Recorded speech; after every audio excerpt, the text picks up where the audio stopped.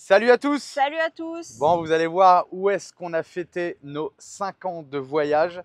D'ailleurs, il y a une vidéo pour les 5 ans qui arrivera dans... 2 vidéos, enfin 3 vidéos du coup. La 3e vidéo, ça sera nos 5 ans. Quelque chose comme ça, le récapitulatif de cette 5e année de voyage. D'ailleurs, on a eu un commentaire du best-of. best-of. On a eu un commentaire. Quelqu'un qui trouve qu'on parle trop d'argent. Donc si les gens trouvent qu'on parle trop d'argent, on peut arrêter de parler d'argent. On vous demande votre avis. On vous donne plus de prix, on vous donne plus notre ressenti par rapport au prix. Et on fait plus le récap chaque année du coup.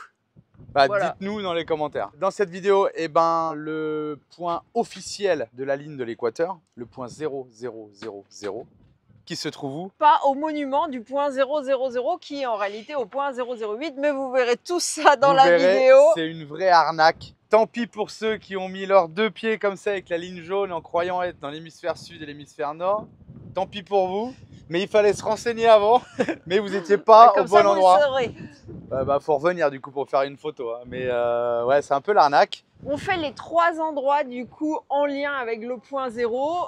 Une personne qui nous explique les choses chez elle, le site officiel qui n'est pas au bon endroit et un petit musée qui est presque au bon endroit, mais où on voit aussi pas mal de choses concernant la culture de l'Équateur. Ouais, et l'arnaque touristique. Avec l'œuf, l'eau qui tourne dans un sens, l'eau qui tourne dans l'autre. Vous verrez ça dans la vidéo. Et ensuite, on repart vers Quito parce que dans la prochaine vidéo, vous verrez qu'on achète quelque chose. Eh mais parle plus d'argent! Ah oui, on a fait un achat, mais du coup on vous dit pas le prix. Bah ça tombe bien, tu me diras. Et pour clore la vidéo, qu'est-ce qui se passe encore en Équateur? Coupure de courant. Bon, bah bonne vidéo, à bientôt. Bonne vidéo, ciao. Bienvenue sur la chaîne XCG Family, où vous pourrez suivre notre aventure.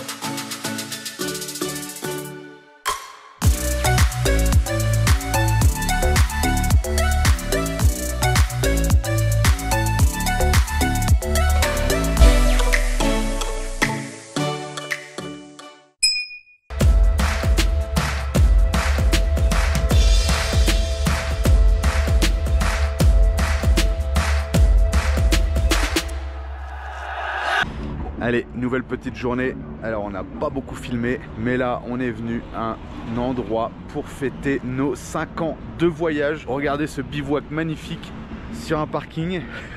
Mais vous allez voir où on vous emmène. On a rendez-vous à 8h30 et je pense que pour fêter ces 5 ans de voyage, je pense que c'est pas dégueu. Allez, on se retrouve après. 0. On arrive à la Mitad del Mundo, au milieu du monde, sur la ligne de l'Équateur. Alors on vous expliquera qu'est-ce qu'on fout dans une ruelle quand même. Ouais, on vous expliquera pourquoi vous voyez pas le beau monument et tout. Alors là, on est chez Patricio, qui a le véritable point 0 chez lui. Du coup, tout ce qui est à l'intérieur de la ville, c'est pour le tourisme. Le vrai, il est là, on l'a vu au GPS 00000. Lui, il fait des petits tours comme ça pour t'expliquer un petit peu quoi. Donc là, Marie va vous expliquer l'horloge solaire que je n'ai pas trop compris.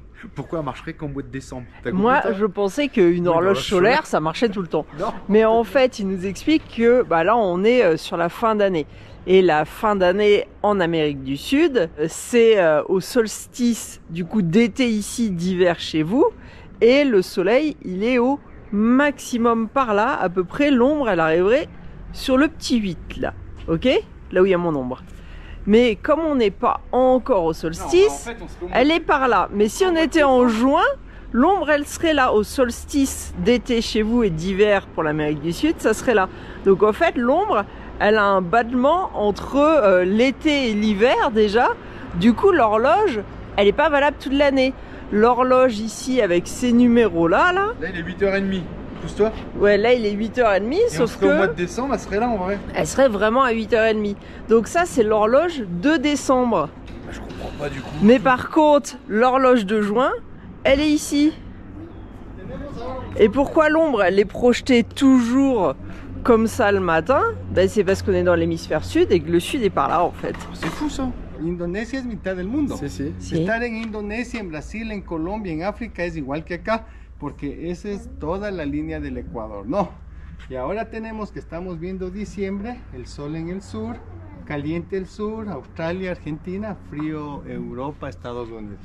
En junio se calienta el norte y es tan frío el sur. C'est l'inclinaison de la Terre qui fait qu'il y a des étés et des hivers. En mars et en septembre, comme on est en équateur, ce qui se passe, c'est que en mars par exemple, l'ombre elle est sur la ligne bleue, mais à midi, eh ben, il n'y a plus d'ombre. Elle arrive à la verticale du poteau et il y a 2 minutes, pendant 2 minutes, 2 fois dans l'année, en mars et en septembre, eh ben, il n'y a plus d'ombre. Et ce truc-là explique assez bien en fait pourquoi on a des hivers et des étés. Parce que la Terre, elle est inclinée.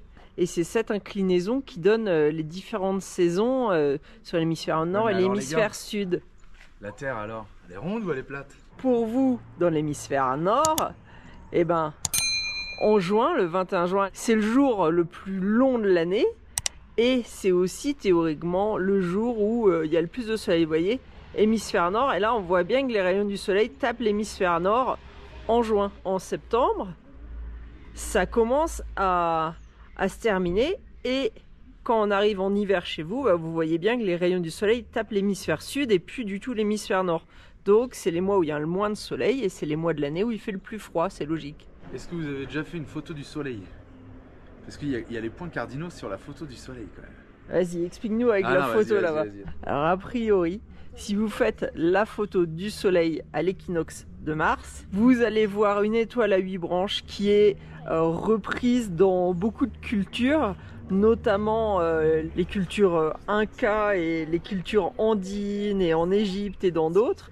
Et en fait, vous verrez ici des rayons du soleil un peu plus importants qui représentent les points cardinaux et d'autres plus petits là qu'il a représentés en vert et en rouge et ça forme une espèce d'étoile à 8 branches qui a été un symbole de leur dieu pendant longtemps puisque le soleil a été le dieu de beaucoup de cultures. La croix andine, c'est la représentation du soleil.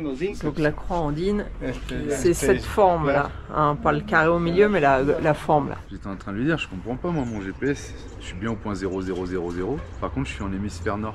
Donc il a dit qu'il allait nous expliquer maintenant. On est bien au 0000 okay? Sur le téléphone. Sí, ya. Aquí nosotros tenemos 0 grados, 0 minutos, 0 segundos. On est bien au 000. Pero esto nos muestra un error de 64 metros. Entonces tú tienes 32 metros norte, por eso te sale norte. Ah, norte, y 32 metros sur. Para tener la verdadera mitad del mundo, nosotros necesitamos tener grados, minutos, segundos y décimas. Donc en fait, on est au milieu du monde, mais pas dans la précision extrême. Le vrai milieu, il est quand la décimale est à 0 aussi. Alors la décimale, 3, une décimale, ça correspond à 3,33 m. Donc, si on se déplace, donc 3 fois 3,33, ça fait 10. Ou si on se déplace de 10 mètres, on va arriver au vrai milieu, la ligne qui est dans sa maison. Et c'est ici, au milieu de sa maison. 0, 0, 0, 0, no hay error. Il nous met une vidéo tout de suite parce que comme il y a une coupure de courant dans quelques minutes, il faut qu'on regarde la vidéo avant. Regardez, là c'est le monument, là c'est la ligne où est le musée, et là c'est la ligne où on est. Là on est sur la bonne ligne, mais le musée lui il est à 121 mètres de la vraie ligne et le monument à presque 250 mètres de la vraie ligne parce que il y a 90 ans quand ils ont fait ça, en fait ils se sont trompés tout simplement, ils n'avaient peut-être pas les appareils de mesure assez précis. Bon alors maintenant, ceux qui se sont un peu intéressés à l'équateur disent que on peut le mettre tout droit, mais en réalité c'est pas sur la ligne, c'est juste une question d'équilibre.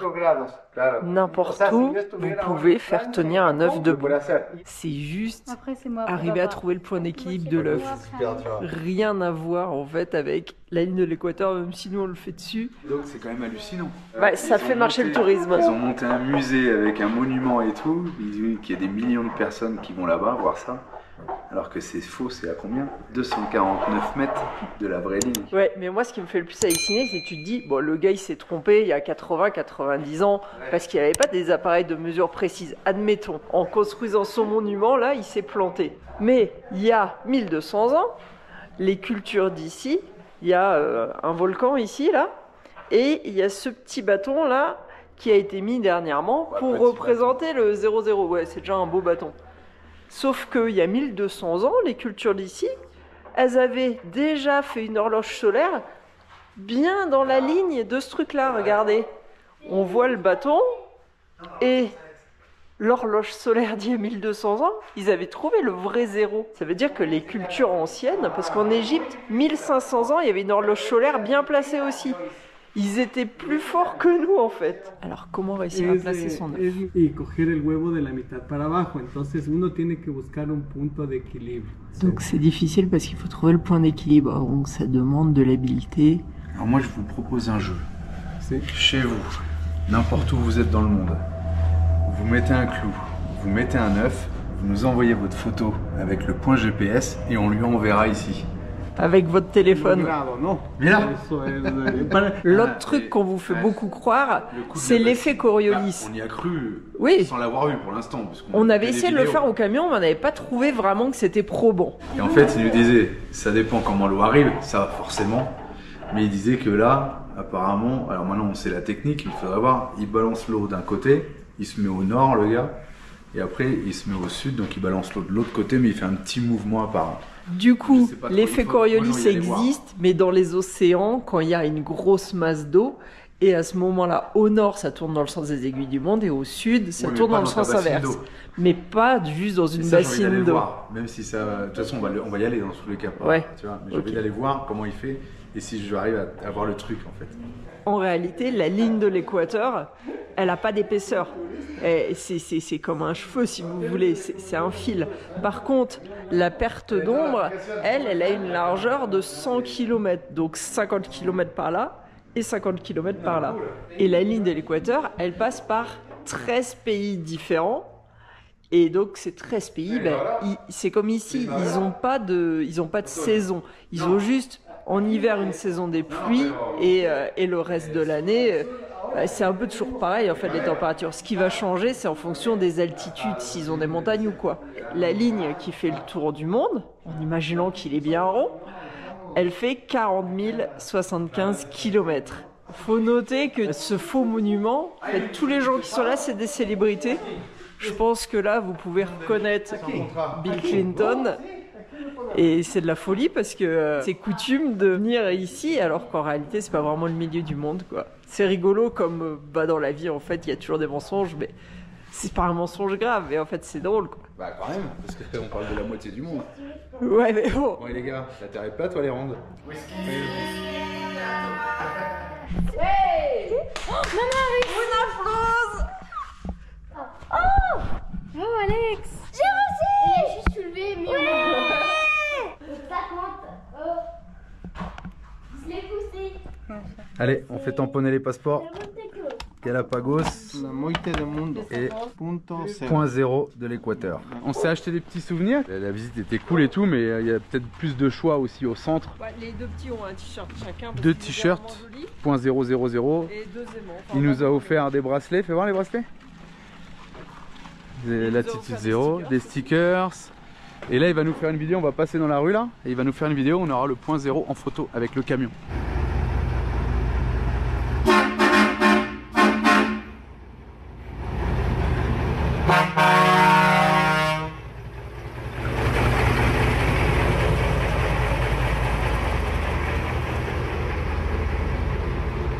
Vous allez dire on est un peu fou, mais après avoir fait vraiment le vrai endroit, on vient au faux. Pourquoi? Parce qu'on va voir d'autres choses et voilà, c'est le truc classique du tourisme. On pourra vous montrer comment le tourisme se fait avoir. Mitad del mundo, la moitié du monde. Quand on vient dans le parc de la moitié du monde, il n'y a pas que la moitié du monde, il y a plein de petits musées et tout qui sont inclus dans notre prix d'entrée. Et ici, c'est une démonstration un peu de comment étaient les maisons avant. On a payé terre-paille, $17 à peu près. 5 pour adultes et 2,50 pour les enfants en dessous de 12 ans. Ouais, du coup, Manon avait 12 ans. Manon est très petite. Hein. Oui, oui, oui. Voilà comment ça se faisait avant une maison. C'était une cage. Comment tu joues cet instrument? Et c'est bien l'élevage de couilles, vous voyez les photos? Bon, à moins que ce soit des photos récentes qui ont été mises en noir et blanc, vous me direz. Le couille était considéré comme un animal domestique avant. Il vivait dans les maisons et il servait pour la cuisine. Et il l'utilisait aussi en médecine traditionnelle apparemment, au-delà de l'utiliser en alimentation. Le cuy, le cochon d'Inde, c'est 0 cholestérol. Donc cette partie-là, bah, c'était là où ils gardaient les cuits et en fait ils gardaient à l'intérieur de leur maison leur alimentation. Bon, ici on en a une autre, forme plus rectangle. Bon, on retrouve le même esprit. Hein. Bon, ils avaient pas la télé à l'époque. Hein. Ikea, ils ont rien inventé, hein. Les étagères suspendues. Bon, et c'était assez rustique le lit. Hein. Ah, les fenêtres, regarde. Lit de bambou avec juste une natte dessus. Petit crochet. Hop. Vas-y, allonge-toi, fais ta sieste. Ça, c'est les habitations des montagnes. Et là, on a une habitation de la côte. Bon, évidemment, sur la côte, il y a moins de froid, donc le mode de construction est différent. On a juste des parois en bambou et on en voit encore hein, des maisons comme ça. Hein. Loco. Oh bah elle s'est déjà installée, t'as choisi ta chambre. Voilà, c'est tout en bambou. Vous en pensez quoi de notre Airbnb?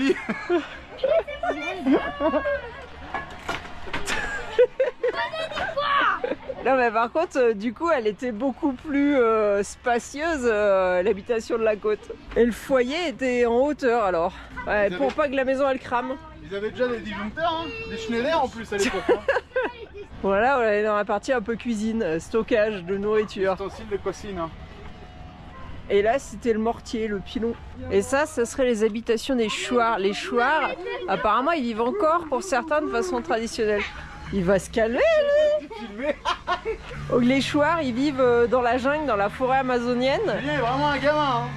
Bah oui. Il vaut mieux pas être un gamin qu'un vieux con. Si, je crois. Ils ont leur feu à l'intérieur, apparemment. Ça, c'est pour moudre. Et là, ils ont l'atelier. Bah, du coup, ils utilisent des plantes comme récipient de cuisine. Ah, ils ont quand même un peu de céramique. On ne croit pas que c'est une tête.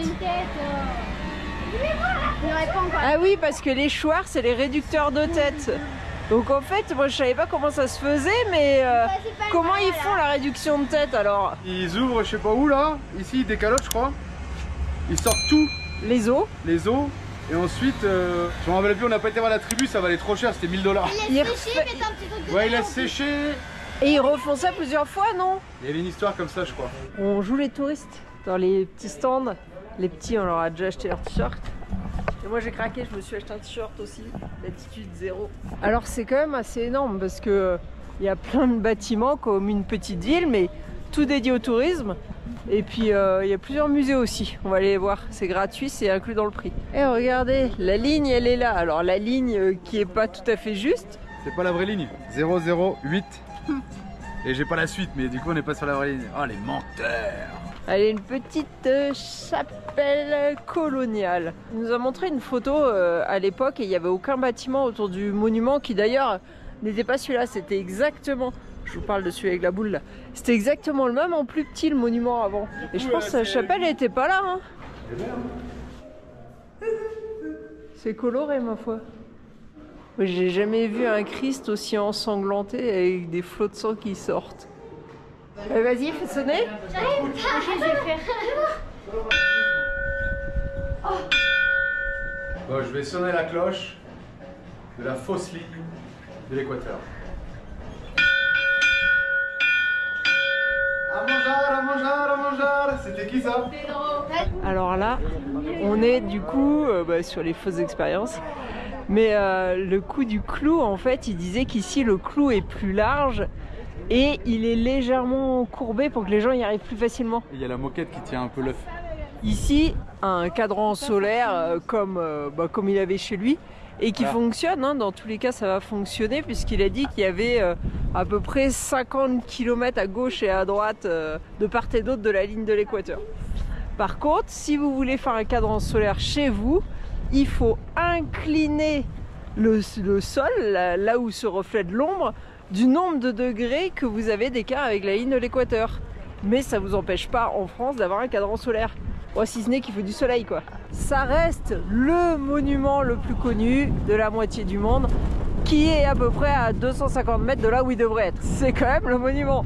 Mais dans la vie on nous ment surtout. Alors j'ai envie de te dire, ça c'est c'est pas très grave quoi. Et les gars, la Terre elle est plate ou elle est ronde? Oh, encore? Est-ce qu'on a été sur la Lune?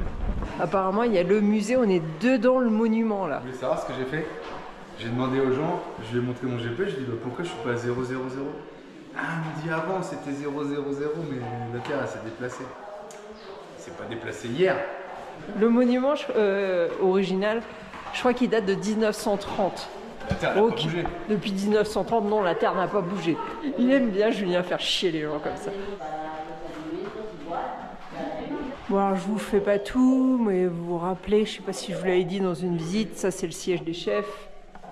C'est la preuve de pouvoir. Puis là, on a amusé sur un peu les différentes cultures qui existent en Équateur. Mais comme je n'ai pas envie de tout lire, bah aujourd'hui, vous verrez juste les images. Ouais, des fois, moi, j'ai pas envie non plus.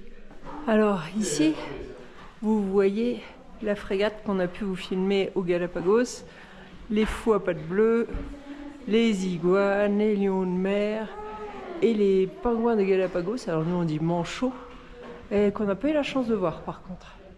Et on n'en finit plus de monter. Ah, là, c'est sur la construction du monument. Le premier monument, il date de 1936. En 79, ils ont démonté celui-là et remonté celui où on est actuellement, le gros monument. Et la boule qui est en haut du monument actuel, elle fait 5 tonnes. Eh ben, en 1981, c'est là où ils ont commencé à construire toute la mini-ville autour du monument. Ils ont utilisé 700 000 pierres et il y a 99 locales d'artisanat. Alors, il y a de fortes chances que vous ne le voyez pas. Peut-être Julien va zoomer avec son tel. Sur la montagne, là, il y a le fameux poteau qu'on vous avait montré donc chez Patricio et qui donc est pas tout à fait sur la ligne. Vous voyez, là, la ligne, là, je suis sur la ligne globalement, là. Et vous voyez bien que le piquet, il n'est pas aligné. Et vous voyez qu'en fait, c'est quasiment une mini-ville qui s'est construite autour du monument, là. Tous les bâtiments ont au toit un peu noir là, et ça fait partie en fait des trucs touristiques du site. Et en bas, vous voyez côté nord, côté sud. Bon, en réalité, c'est 250 mètres plus par là, mais sur le principe, c'est à peu près ça. Alors ici, on entre dans le petit musée de la cerveza, de la bière. Alors apparemment, en 1566, c'est la première fondation de la cerveza à San Francisco, de Quito en Équateur.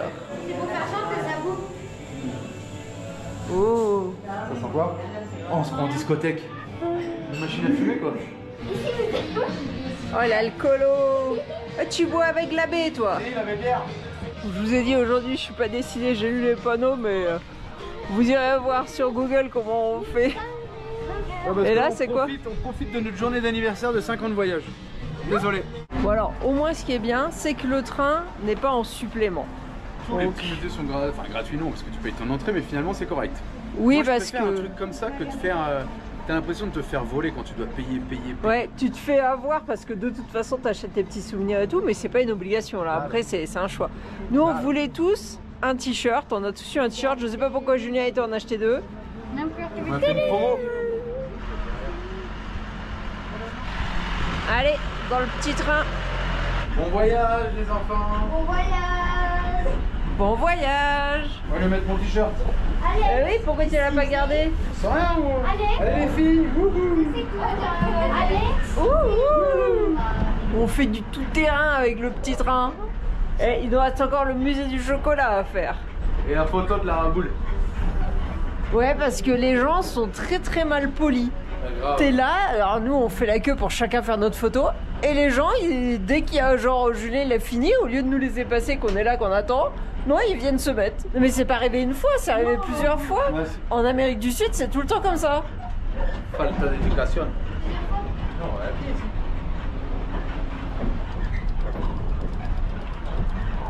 Qui va manger du couille? La place culturelle. On voulait sortir là pour faire une première avec vous et puis aller manger au camion quoi. Ils me disent bah non on peut pas sortir. Tu as payé, une personne sort, tu vas 10 minutes à ta voiture, tu reviens.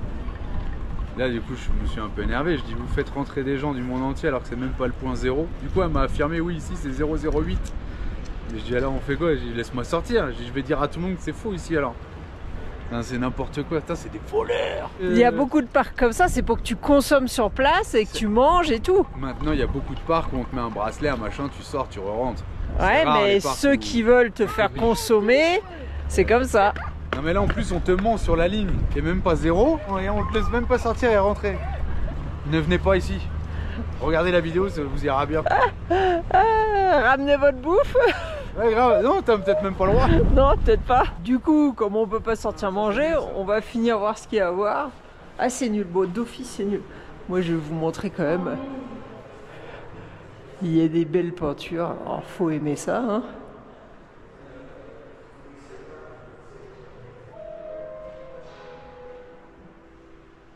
Je suis d'accord avec Julien, ce qui est bien quand même, c'est qu'on a accès à toutes ces petites expositions, ces petits musées, sans payer en plus.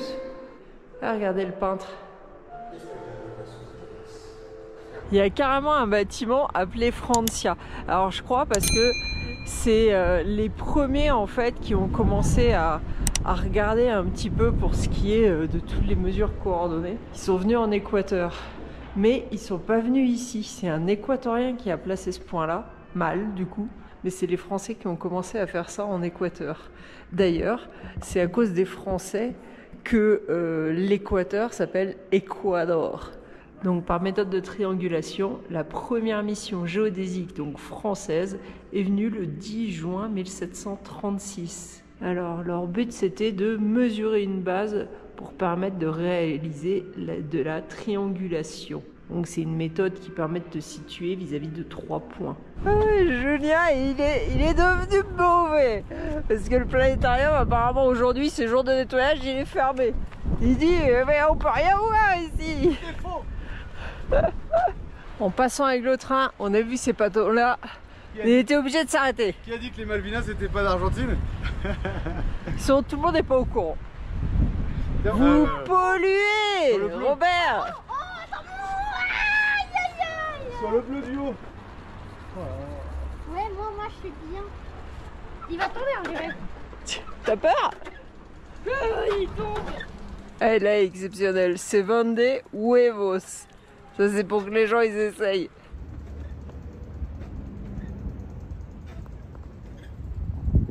XTG. Ici. XTG.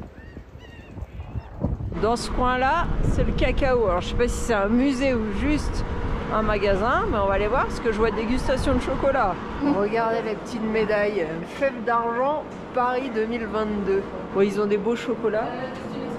Et surtout, il y en a, on dirait des petits bijoux. Bon, par contre, voilà, ça coûte bonbon là. La boîte, 15,50$ pour 9 chocolats. Mais après, ils ont des beaux trucs. Ça, c'est avec de la liqueur.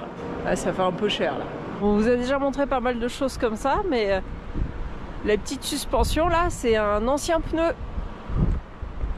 Tous les oiseaux là qui pendent, c'est des pneus qui ont été travaillés. Et ça va, le résultat est plutôt pas mal, non? Bon, pas le colibri, hein. Et là, le petit musée du chocolat. Moi, ce que j'aime dans un musée, c'est qu'il y a des choses visuelles et pas trop d'écriture. Parce que sinon, les gens passent sans lire.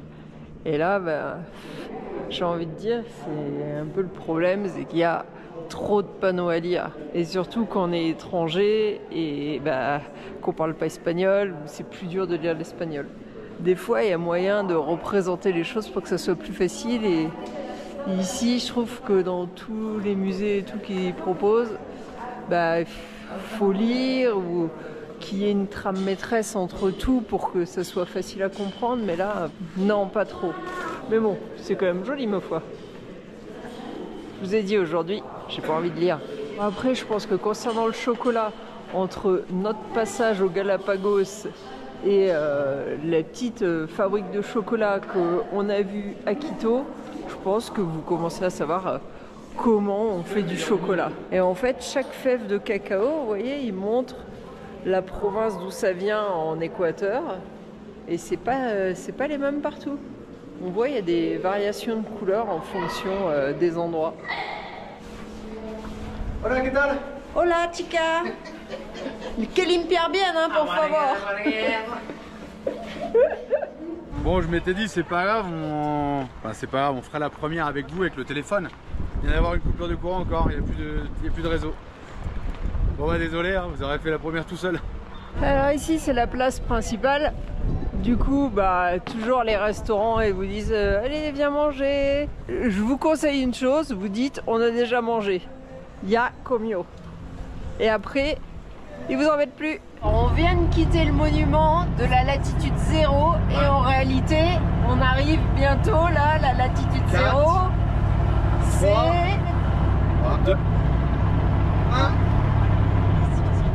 C'est quelque part par ici. Centre de la Terre. Voilà, on est au centre de la Terre. Donc en fait, vous pouvez y être un peu partout sur le globe puisque ça traverse 13 pays. Et il faut pas forcément un monument pour être dessus. Hein. Mais surtout que le monument, il est vraiment pas au bon endroit, quoi. Voilà. On voudrait aller voir le musée qui vous montre toutes des expériences fausses. Et je sais pas pourquoi Julien, il veut faire les petites expériences donc, qui sont fausses, qui n'ont rien à voir avec le centre de la Terre. Mais bon, au musée, on voit d'autres choses aussi, donc on verra. On est au musée Intignan. Intignan, l'altitude 000. Pas tout à fait, lui non plus il n'est pas tout à fait sur le 000, mais il s'en rapproche un petit peu plus que le gros monument. Vous voyez que les gens ils acceptent les stickers, même ils nous montrent où les coller. Faut pas dire qu'on pollue, c'est un truc de voyageurs ça. Les Allemands on les trouve partout. Ils ont mis deux. Ah peut-être une fois il y a longtemps, ils sont revenus. Ouais c'est vrai, ils sont un peu comme nous, ils en collent partout. Oui, ils ont fait un stock, c'est pas possible. Toujours plus haut la STG. On est pas mal là. Plein de bulles. Alors ici on va connaître la vérité. Sur la latitude 000, vérifie déjà quand même. Moi j'écoute tout le monde. Après je fais ma propre. Là on est à 002. On est déjà mieux que là-bas. Mais on n'est pas à 000. Mais on va pouvoir peut-être quelque part dans l'endroit, je ne sais pas. On va pouvoir faire les expériences avec l'œuf que vous ne pouvez pas faire chez vous du coup. Il n'y a que ici qu'on peut les faire. Bon, déjà on va raquer. En tout cas première expérience, j'ai lâché 20 $. On a notre guide en espagnol, c'est espagnol ou anglais. À ce qui paraît c'est un bon guide d'après le patron du musée. En tous les cas, ici ils ont 500 000 personnes par an qui viennent visiter. C'est marqué où? C'est ce que nous a dit l'autre ce matin. Bah, l'autre 500 personnes par an, le monument 1 million de personnes par an. Ouais, moi c'est bon, moi je suis à la bonne taille. Ah ouais. Les lumières qui s'allument tout seul déjà, ils avaient déjà des détecteurs à l'époque. Mais ouais. Trop bien. Ça c'est le parc à Couy. Oh, ils sont là les petits choux. Ah mais il y a vraiment quelque chose. Mais oui, il y a des couilles. Ah, des cochons d'Inde. Des cochons d'Inde, ouais. On est dans une maison de 149 ans.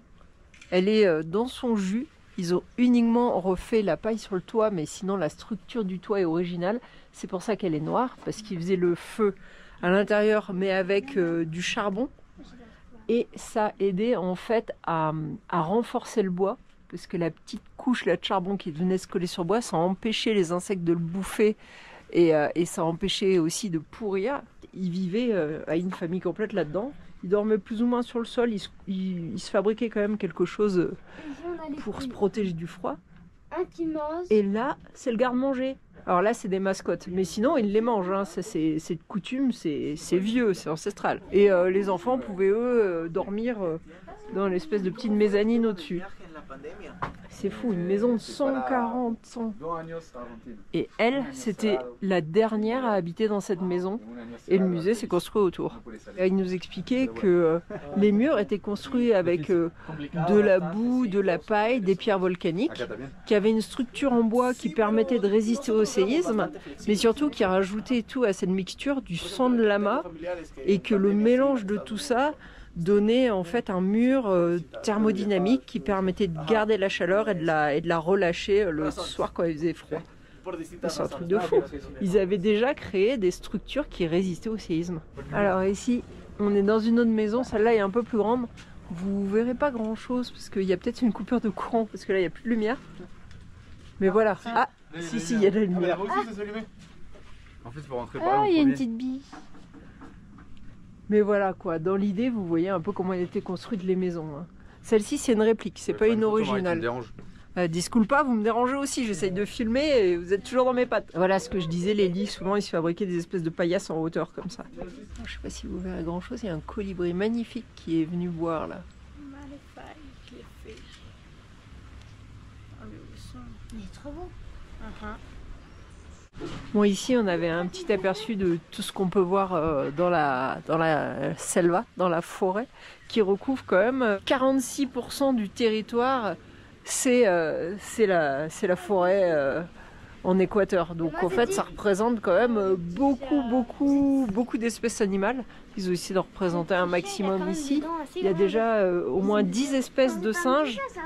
Il y a les boas et les anacondas, même si cette peau c'est un anaconda noir du Brésil. Le poisson qui rentre dans le zizi. Alors qui rentre dans le zizi ou la mimi. Alors normalement il est transparent donc vous ne voyez pas vraiment dans l'eau. Ça c'est un adulte. Mais quand ils sont bébés, ils sont un peu plus petits que ça. Mais vous imaginez vous prendre ça dedans. Après, ils s'alimentent de votre sang. C'est un parasite. Au niveau de la tête, il s'élargit et du coup, il se plante. En fait, vous pouvez plus l'enlever. Il faut une intervention, quoi. Et ça, c'est une araignée bébé.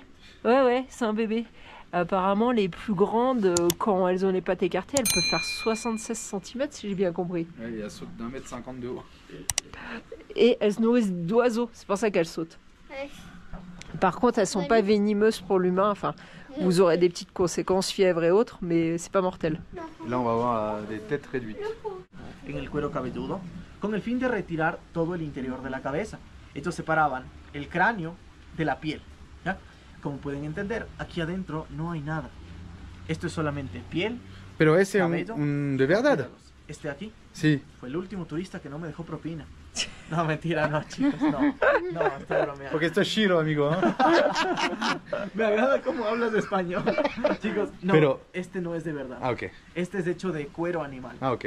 El siguiente paso después de retirar el cráneo y todo lo que hay dentro del mismo, ojos, dientes, músculos, lo que sea, era colocar en una vasija de barro como esta, a hervir una infusión hecha de 14 plantas y jugo de liana, con el fin de colocar esta piel al vapor durante 20 minutos mientras el agua hierve. ¿Ya? Ellos la colocan al vapor durante 20 minutos, la retiran, al siguiente día la vuelven a colocar y lo siguen haciendo unas 3 o 4 veces más. ¿Sí? Esto es parecido a cuando nosotros colocamos una bolsa plástica cerca de una fosforera. La bolsa plástica se reduce, correcto. ¿Sí? El siguiente paso era un paso 100% ritual y espiritual. Utilizando hilo grueso, ellos cosían todos los orificios de la cabeza de esta manera. Ellos creían que haciendo este procedimiento muy específico, el alma no se escapaba a cobrar venganza contra quien fue su enemigo cuando él estaba vivo, y ellos preservan la sabiduría de las personas dentro de la cabeza, ¿ya? Con el fin de ir absorbiendo este conocimiento. El último paso, rellenaban esta piel con piedras pequeñas muy calientes, con el fin de quemar toda clase de resto biológico que podría quedar dentro de la misma, es decir, sangre, grasa, células muertas, para evitar la putrefacción de la piel. El último paso, retiran las piedras pequeñas y lo rellenan una última vez con arena caliente. La arena caliente a esta piel le daba la textura parecida a la de una plastilina.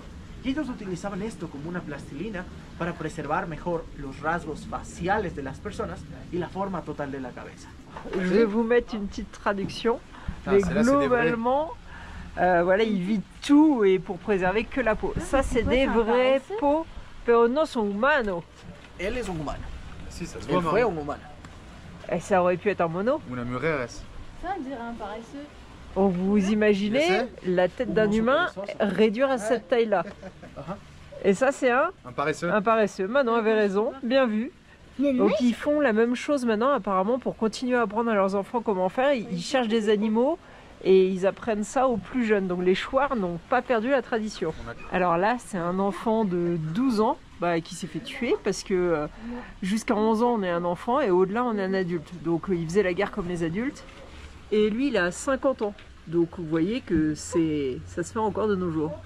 Et avec leur trophée, quand c'était un personnage important, celui qu'ils avaient tué, ils le gardaient en collier pour montrer qu'il avait battu un personnage important. Et quand c'était un soldat commun, et ils le mettaient au bout de leur lance ou ils l'accrochaient au bord des fenêtres. Plus il y en avait évidemment, plus vous étiez fort. Pour résumer, voilà, on coupe la tête, on enlève tout ce qu'il y a, on le met à chauffer en plusieurs fois, à bouillir avec des plantes. Après, il faut coudre les orifices naturels, mettre des cailloux chauds pour éliminer tout ce qui peut rester, qui pourrait faire pourrir la peau. Après, ils mettent du sable, ils renlèvent les cailloux, ils mettent du sable brûlant et ça aide à garder un peu la forme de la tête. Et voilà, et surtout ils cousent les orifices dans l'idée que ça gardera l'âme et les connaissances de la personne qu'ils ont tuée à l'intérieur de la tête et que ça leur transmettra ces connaissances. Je sais pas si vous avez vu, elle s'est plantée la flèche. Alors on est dans le coin des Guarani et en fait s'ils vivent nus, c'est parce qu'ils Guarani ça veut dire homme libre, et s'ils mettent un petit fil pour soulever leur zizi et le tenir, c'est pour éviter le fameux poisson qui rentre dans le zizi. Ils n'étaient pas complètement bêtes. Ça c'est la femelle de l'autre colibri qu'on a vu tout à l'heure. Elle est un peu moins colorée que le mâle et elle est un peu plus petite. Alors là je sais pas trop où on est, mais visiblement il y a une tombe. C'est une réplique, je vous rassure, c'est pas un vrai humain au fond. Donc ce qu'on voit là, ça serait ses biens matériels et il est enterré dans une jarre comme là, en position fétale. Donc avec ses biens, puisque ça représente sa monnaie en fait d'échange. Et donc il était enterré sur la terre à niveau du sol et après il construisait cette espèce de petite butte en pierre volcanique et qui représentait le ventre de la Pachamama. Et là on a une autre sorte d'horloge solaire. Alors on a le soleil qui se cache et qui est un peu derrière un arbre, alors on voit pas vraiment. C'est une horloge solaire. Donc il y a que le jour. Il n'y a pas la nuit évidemment puisqu'il n'y a pas le soleil, mais surtout ça va de 6 à 6 parce qu'ici en Équateur ça se lève toujours à la 6 et ça se couche toujours à 6 heures. C'est un truc de fou. Oui c'est vrai, on n'avait pas percuté mais ouais, toujours pareil. Pendant 6 mois de l'année ils peuvent lire l'heure de ce côté-là. Pendant quelques jours ils ne peuvent pas lire l'heure parce que le soleil est sur l'équateur. Et pendant les 6 autres mois de l'année ils peuvent lire l'heure de ce côté-là. Et ouais, en fait, vu qu'on est à l'équateur, pendant 6 mois le soleil il éclaire par là, et les autres 6 mois le soleil éclaire par là. Ouais, c'est un truc de fou ça. Il y a à peu près une quarantaine de jours dans l'année, donc en septembre, je crois que c'est à l'équinoxe, il y a à peu près 10 jours et 10 jours où l'angle ne permet pas de voir l'ombre projetée, et pareil en mars. 10 jours avant, 10 jours après l'équinoxe, on ne pourra pas voir l'ombre. On va parler de l'effet Coriolis. Gustave Gaspard Coriolis, ingeniero científico francés del siglo XVIII. Gustave Gaspard Coriolis, en el siglo XVIII, le interesaba saber distintos temas acerca del clima y las corrientes aéreas y las corrientes marítimas. Coriolis que describe el patrón de giro de las grandes condensaciones de agua y viento a manera de desastres naturales sobre la superficie de nuestro planeta. Acá en Estados Unidos, en una temporada específica, septiembre, octubre y noviembre, las personas sufren una especie de desastres naturales, los cuales son enormes masas de agua y viento que por inercia en nuestro planeta tienden a girar. ¿Cuál es el nombre de estos desastres naturales? Hurricane.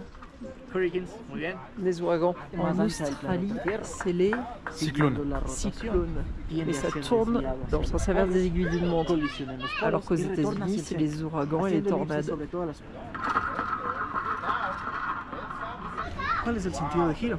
Así, como las manecitas del reloj, ¿cierto? Ahora le vamos a prestar atención a Canadá. Ah oui, il tourne en reverse. Mais là, elle part dans le même sens. Mais c'est normal, tu regardes de l'autre côté la Terre. Et alors, j'ai pas compris là. Mais si tu me regardes de face, ma main gauche pour toi c'est quoi? Mais y a ma rien main qu'à gauche changer. c'est ta main droite. Il a tourné dans le même sens. Mais si, toi t'as changé de côté, c'est Oui, ça qui justement. change. Ah ok. Esto es únicamente cuestión de perspectiva, ¿ya? Es el claro ejemplo del efecto espejo, del efecto de reflexión. Alors là, on est sur la ligne de l'équateur.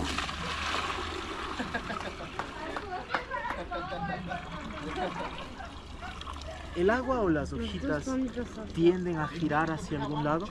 Non, il nous dit que sur la ligne de l'équateur, comme on est au milieu des deux forces, et ben ça tourne pas parce qu'on est au milieu de la ligne de l'équateur. Il se met à gauche pour donner un effet à l'eau. Hémisphère nord.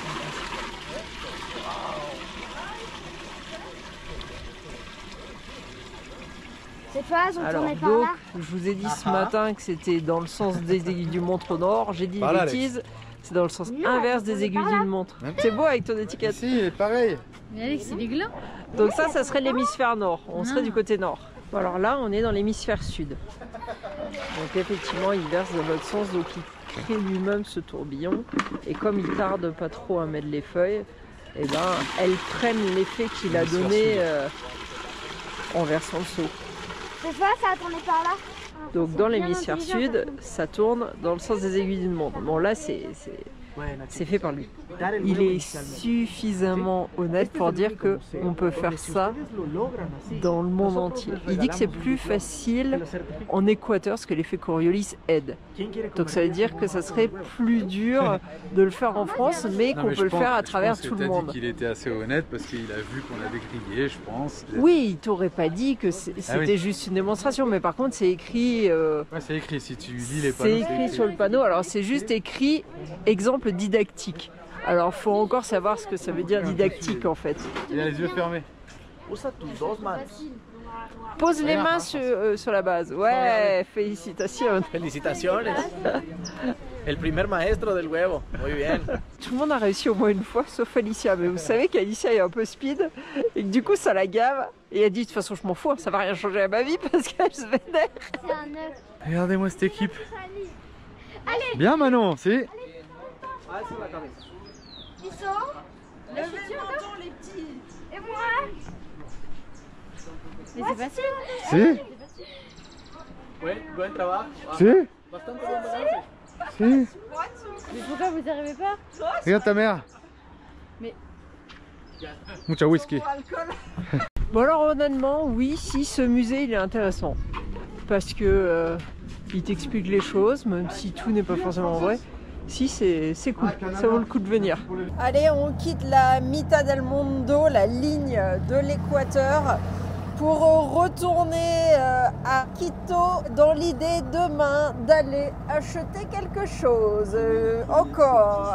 Parce qu'on l'a commandé en fait, c'est pour ça qu'on est venu là aujourd'hui, parce que demain on revient là. Ça n'arrivait que demain, donc on a profité de la journée de nos 5 ans de voyage pour venir à la ligne de l'équateur. J'ai peut-être préféré le musée en dernier. Le grand monument, ouais, j'ai pas trouvé ça ouf quoi. C'était sympa, c'était touristique, mais il n'y a rien d'exceptionnel quoi. Et il y a quelque chose que je tenais à vous dire. Si Marie elle avait pas regardé sur iOverlander et qu'elle avait vu toutes ces infos, on aurait été au truc à touristes comme tout le monde et j'aurais croisé quelqu'un dans mon voyage. À un moment il m'aurait dit « Ah t'as été à la ligne de l'équateur, le truc à touristes là où c'est faux ?» Franchement j'aurais été dégoûté quand même. Parce que c'est quand même abusé de faire venir des gens du monde entier. Je veux dire, c'est un sacré voyage. Il y en a qui viennent ici, ils se disent ah, je vais faire la ligne de l'équateur et tout. Et finalement, ils font ce truc-là qui est même pas vrai, quoi. Alors, il n'y a pas un grand décalage, il y a 250 mètres. Mais quand même, quoi. Donc, je suis vraiment content. Félicitations à ma princesse qui a fait les recherches. Non, mais je suis vraiment content parce qu'on a fait au moins la vraie ligne de l'équateur. On n'a pas fait que le truc à touristes. On a vraiment été sur le point 000, nord et sud. Donc ça c'est vraiment cool. Il nous reste 4 km et il semblerait que ça soit l'heure de la coupure de courant parce que d'un seul coup, plein de lumières ont disparu. Il n'y a plus de feu rouge. Ça c'est un peu galère des fois. Et n'empêche, on est quand même vachement autonome avec nos panneaux solaires et notre internet. Hein. Ouais, c'est rigolo parce qu'on parle aux gens qui disaient c'est la galère, on n'a plus la lumière. Ah, de ce côté-là de la ville, il y a la lumière là-bas. Ah ouais. Et nous on leur dit bah si, nous on a la lumière en fait, on a l'électricité, on a tout. Et c'est dangereux parce qu'il y a un moment, il n'y a plus de téléphone quoi. Hein. Ça coupe aussi tout le réseau téléphonique et bah, des fois ils peuvent pas joindre les gens parce qu'ils sont... Eux sont dans une zone qui marche et quand ils veulent appeler quelqu'un, la personne elle est dans une zone où il n'y a plus d'électricité parce que ça tourne par zone dans les villes. Et du coup, si vous avez un problème, c'est fini quoi. Vous n'avez pas de Starlink comme nous, vous n'avez pas de réseau de téléphone, c'est mort quoi. Impressionnant. Hein. En attendant la prochaine vidéo, vous pouvez aussi nous suivre sur Instagram et Facebook.